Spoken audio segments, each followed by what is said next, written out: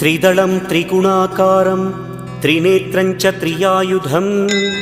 त्रिजन्मपापसंहारम् एकबिल्वं शिवार्पणम् त्रिशाखैः बिल्वपत्रैश्च अच्छिद्रैः कोमलैः शुभैः तव पूजां करिष्यामि एकबिल्वं शिवार्पणम् कोटिकन्या महादानं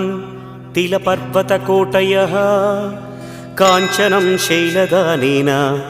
एकबिल्वं शिवार्पणम् काशीक्षेत्रनिवासं च कालभैरवदर्शनं प्रयागे माधवं दृष्ट्वा एकबिल्वं शिवार्पणम् इन्दुवारे व्रतं स्थित्वा निराहारो महेश्वर नक्तं हौष्यामि देवेश एकबिल्वं